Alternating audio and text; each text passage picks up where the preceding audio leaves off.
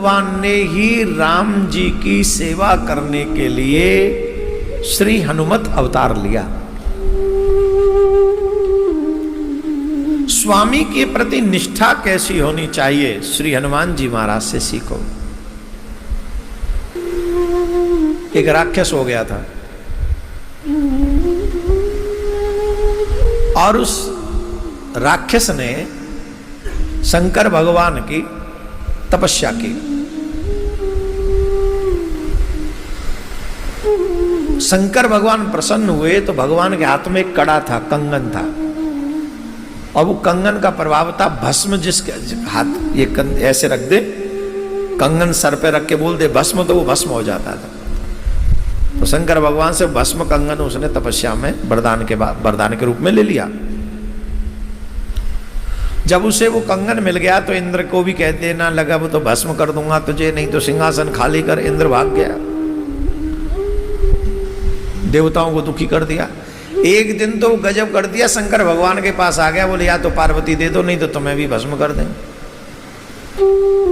पार्वती मैया बोली तुमको कितनी बार समझाया है कि क्या चीज देनी चाहिए, क्या चीज नहीं देनी चाहिए, किसको देना चाहिए, आराम से सोच समझ के दो। ये अब कंगन दे दिया, अब ये पार्वती मुझे मांग रहा है। अब भगवान बोले देवी हम तो देखो वरदान कोई मांगता है, तपस्या करता है, वरदान देते ही हैं। फिलहाल तुम यहाँ से जाओ, मैं देखता हूँ, इसको समझाता हूँ, तुम तो जाओ। यहाँ पर एक और मैसेज है शिव पुराण का। दुष्टों की पार्टी में अपनी पत्नी को, अपनी बेटी को, अपनी बहन को लेके नहीं जाना चाहिए।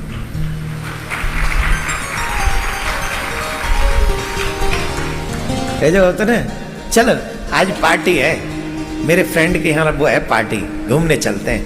है तेरी ना है कोई तेरी थूतरी दे बार। अरे जब फेरे लिए थे तुमने अपनी पत्नी की रक्षा करने का वचन लिया था, उसे सबके सामने ले जाके नाचना गाना ड्रिंक करना, ये थोड़ी अच्छा है, ये अच्छी बात नहीं है। और जो लोग ऐसा कर रहे हैं वो सनातनी परंपरा का मजाक उड़ा रहे हैं, उपहास कर रहे हैं और स्त्री का अपमान कर रहे हैं। कौन कहता है कि स्त्री कम वस्त्र पहनकर ही फ्रीडम महसूस कर सकती है? अरे तुम अपने घर में स्त्रियों का सम्मान करके देखो, स्त्री तुम्हारे घर में रहकर पूरे वस्त्र पहनकर भी फ्रीडम महसूस कर सकती है। उन्हें आदर देना सीखो, उन्हें इज्जत करना सीखो। पहल हमें करनी है। ये मैसेज है, पार्टी सार्टियों में अपने घर की बहन बेटी को लेके नहीं जाना चाहिए। तुम मरो तो मरो जाके, बहन बेटियों को नहीं, बिल्कुल भी नहीं। तो पार्वती मां चली गई, वो शंकर भगवान भागे वहां से, क्योंकि उसके हाथ में तो भस्म कंगन था। तब मेरे प्रभु ने मोहिनी रूप बनाकर उस दुष्ट का वध किया। ये कथा बहुत बड़ी है, इसलिए ज्यादा इसको विस्तार से हम नहीं कहें। मोहिनी बनकर आए और भगवान ने उस दुष्ट का वध किया और कंगन लेके शंकर भगवान को दे दिया। और शंकर भगवान से कहा, देवता आप भोले भंडारी हो, आप वाकई भोले भंडारी हो, बहुत भोले हो आप, बहुत भोले हो। ऐसे थोड़ी किसी को भस्म कंगन दे देना चाहिए। अरे प्रभु आप तो जानते हैं तपस्या कर रहा था तो हमने दे दिया। बोल चलो अच्छा है। अब शंकर भगवान ने कहा, प्रभु हमको एक बात समझ में नहीं आई। बोले क्या?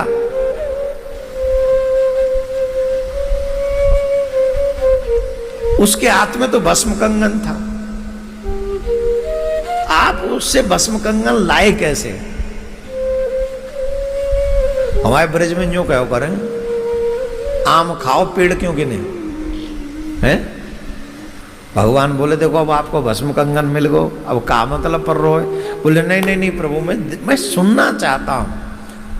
अरे बोले छोड़ो, आ गया ना भस्म कंगन, बात अलग हो गई। नहीं नहीं नहीं नहीं नहीं प्रभु कृपा। ठीक है नहीं मानते हो तो भगवान ने अपना मोहिनी रूप दिखाया,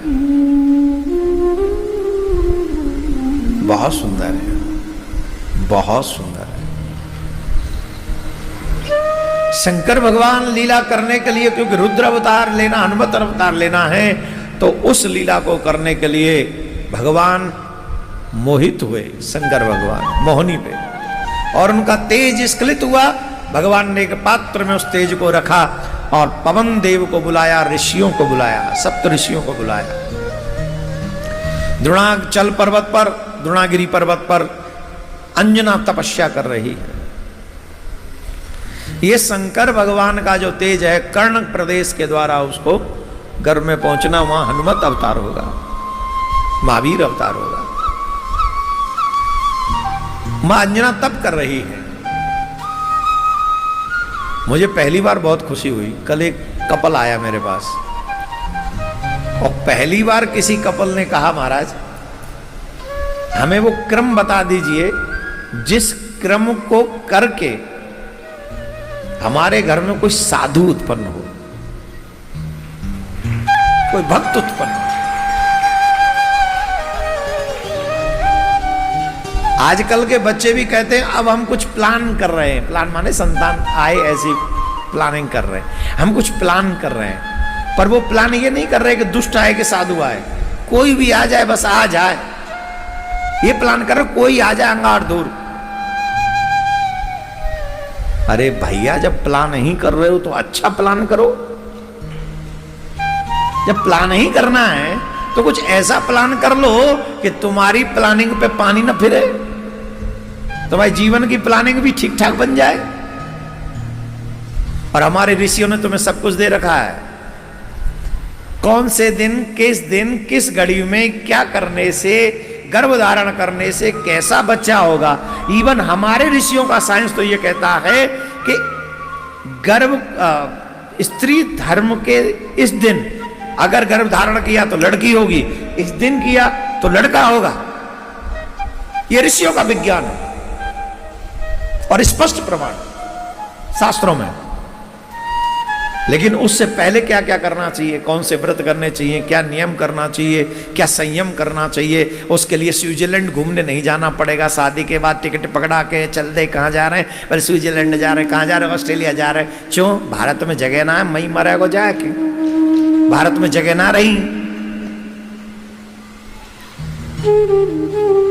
भारत में ना है, कश्मीर मत जाना। पर अभी ये भारत में बहुत जगह, वृंदावन ही आ जाओ, दर्शन करो ना ठाकुर जी के, अयोध्या जाओ राम जी के दर्शन करो, काशी जाओ विश्वनाथ के दर्शन करो, और वहां पर स्त्री पुरुष जैसे मत रहो, वहां पर भगवान के भक्त बनकर रहो और भगवान से मांगो, हे महादेव, 3 बार बोलो, महादेव महादेव महादेव।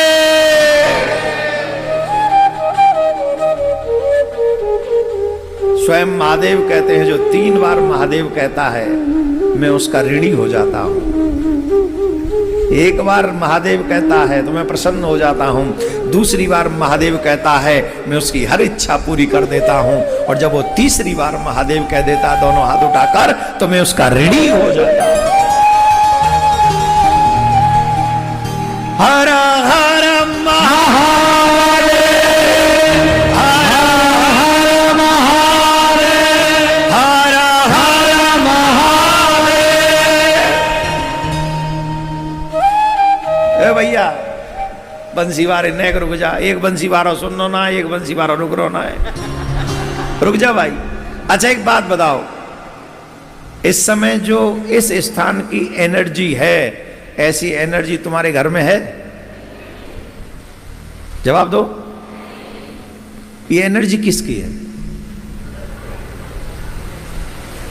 ये तुम्हारी साधना की है, पार्थिव शिवलिंगों की है, ये रुद्राभिषेक की है, ये शिव महापुराण।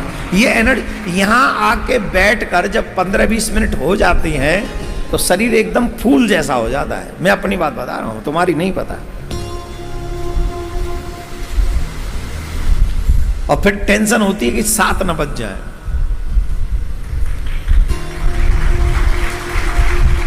पर ये घड़ी है कहां रुकती है? ये तो चलेगी। ये किस पे रुकी है जो तुम पे रुक जाएगी कि मुझ पे रुक जाएगी? तो ये वो एनर्जी है, यही एनर्जी तुम्हारे घर में होनी चाहिए। जिस घर में ये एनर्जी है वही घर सच्चा सनातनी है। ये एनर्जी होनी चाहिए तुम्हारे घर में। और इसके लिए पार्थिव शिवलिंग बने न बने, उसके लिए रुद्राभिषेक तुम्हारे घर में होना, बस सत्य वहां होता रहे, बच्चे सनातनी रहे, भगवत पूजन होता रहे, भगवान के नाम का कीर्तन होता रहे, बुजुर्गों का सम्मान होता रहे, आपके यहाँ हवन कीर्तन होता रहे, इतने भर से आपके घर में यही एनर्जी दिखेगी आपको। जो छोड़ बैठे हो, बस वो जो मार काट करते हो ना, पनीर के पकोड़े जैसे कुछ खाते हो, उसका त्याग करो। और कहाँ थे हम, कथा में कहाँ थे, ये तो ज्ञान आ गया बीच में। ऋषियों को तेज दिया शंकर भगवान का कि अंजना के गर्भ तक जाना चाहिए। अंजना माँ तप कर रही थी, और वहां जब तप कर रही थी तो ये ऋषि गए और कहा भिक्षाम देहि भिक्षाम देहि। ये धर्म है कि अगर हमारे द्वार पर आकर कोई भिक्षा मांगे तो हमें वो भिक्षा देनी चाहिए। अंजना माँ खड़ी हुई और कहा भगवान आप बड़ी कृपा करके पधारे, बताइए मैं आपकी क्या सेवा करूं, आप क्या सेवा स्वीकार करेंगे। बोले बड़ी जोर से भूख लग रही है, कुछ खाने को मिल जाए तो कुछ आनंद होगा, शांति होगी। बोले अभी लाई महाराज, जो फल फूल होंगे मैं अभी लाती हूँ। बोले पहले एक बात बताओ, तुम्हारे कोई गुरु है कि नहीं, गुरु मंत्र ले रखा है ना। बोले नहीं महाराज कोई गुरु नहीं। बोले कोई गुरु नहीं तो रहने दो। क्यों? बोले हम उस हाथ से जल ग्रहण नहीं करते जिन्होंने गुरु मंत्र नहीं ले रखा, जो किसी संत में महात्मा में निष्ठा नहीं रखते और दूर रहते हैं। अच्छा, द्वार से अतिथि लौट जाए खाली तो जीवन भर के सत्कर्मों को ले जाता है और अपने दुष्कर्मों को, अपने पापों को वहां छोड़ जाता है।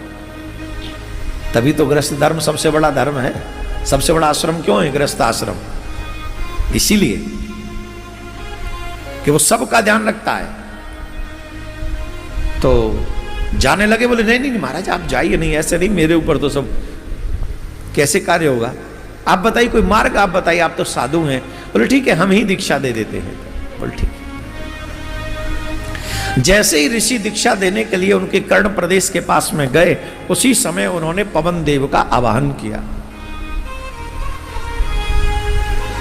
पवन देव का आह्वान किया और उसी समय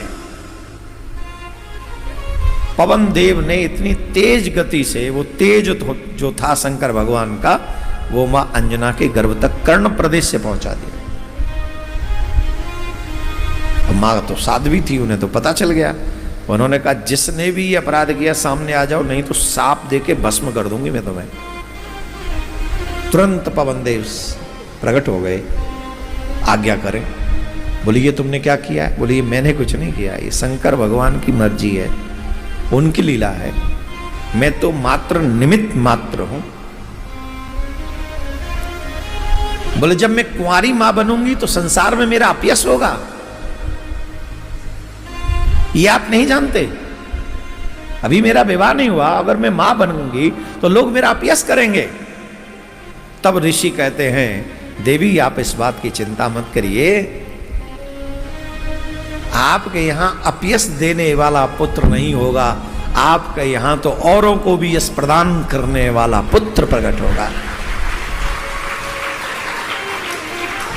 पुत्र तीन प्रकार के होते, पूत, सपूत और कपूत। कितने प्रकार के होते? पूत, सपूत और कपूत। अब तुम देखो तुम्हारे घर में कौन सा है? पूत उसे कहते माँ बाप जो करके जाए वो उतना ही करके रखे। सपूत उसे कहते माँ बाप जो करके गए उसे बढ़ा दे। और कपूत उसे कहते माँ बाप जो करके गए हो सब पे चौका लगा दे, IPL में लगा दे सबको। ऊपर से कहे I little will just loss, little loss. ऐसा नहीं होना। तो आप समझ गए?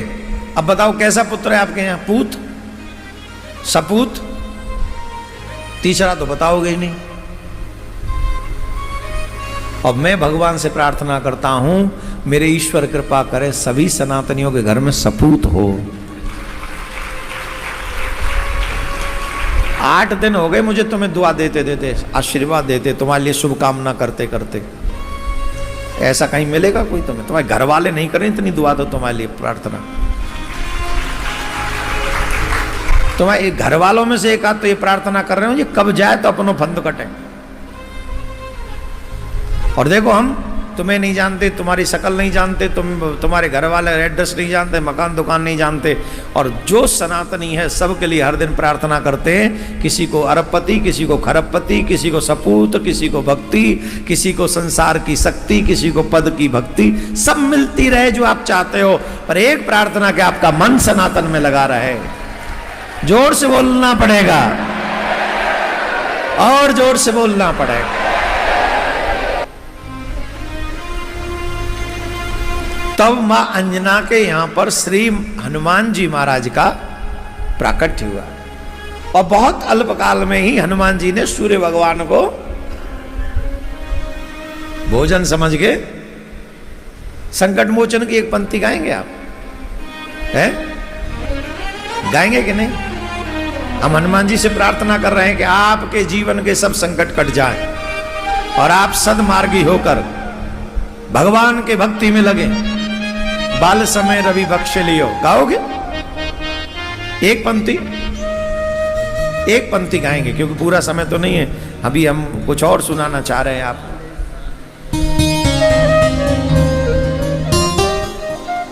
गाओगे?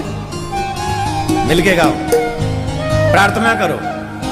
बाल समय रवि बख्श लियो तब तीनों लोक भयो अंधियारो, ताहि सो त्रास भयो जग को ये संकट काहू सो जात न तारो। देवन आने करी विनती तब छाड़े दियो रवि कष्ट निवारो, हो नहीं जानत है जग में कपि संकट मोचन नाम तिहारो। हो नहीं जानत है जग में कपि संकट मोचन नाम तिहारो। कौन सो संकट मोरे गरीब को जो तुम सो नहीं जात टारो। कौन सो संकट मोरे गरीब को जो तुम सो नहीं जात टारो। बेगे हरो हनुमान महाप्रभु जो कछु संकट होए हमारो। हो नहीं जानत है जग में कभी संकट मोचन नाम तिहारो। हो नहीं जानत है जग में कभी संकट मोचन नाम तिहारो। संकट मोचन नाम तिहारो। संकट मोचन नाम तिहारो। हनुमान जी महाराज आपके सब संकट हरण करें। और हनुमान जी महाराज के पास जो सबसे ज्यादा है वो है राम जी की भक्ति। क्या है? लक्ष्मी जी नहीं है उन पे, सोने के महल में नहीं रहते हनुमान जी। वो जो धनवान है सबसे ज्यादा किसके हैं? वो राम जी की भक्ति, राम जी की सेवा के। तो जो हनुमान जी पे धन है राम जी की सेवा का, हम प्रार्थना करते हैं उसमें से थोड़ा थोड़ा हम जैसे दीनहीनों को भी बांट दें, जिससे हमें भी हमारे इष्ट में सच्ची निष्ठा हो जाए, सच्चा प्रेम हो जाए, आर्टिफिशियल लव नहीं। अरे गजब की बात है, हम दुनिया से कहते हैं हमें बस सच्चा प्यार चाहिए था, वो सच्चा प्यार नहीं मिला इसलिए हमने उसको छोड़ दिया। सच्चा प्यार, झूठा जगत सच्चा प्यार कर सकता है? जगत ही झूठा है, तुमसे प्यार कर। अरे सच्चा तो अगर कोई है तो वो सच्चिदानंद है। जब तुम सच्चिदानंद से सच्चा प्यार नहीं कर सके, तुमसे कोई सच्चा प्यार कहां से कर लेगा? बुलडोजर कहीं का। अरे बुलडोजर इसलिए कह रहा हूं, हमारे यूपी में बुलडोजर बहुत फेमस है, महंगे है गए बुलडोजर भी यहाँ यूपी में हमारे। हाँ, नए का थोड़ी, हर दूसरे या तीसरे दिन आपको चैनल पे बुलडोजर दिखाई पड़ता है। हमको तो लगता है ये लोगों से ज्यादा हीरो बुलडोजर बन गए यहाँ पे। तो हम अगर संसार में आए हैं तो भगवान की भक्ति ही सच्ची है, यही हमको मांगनी चाहिए।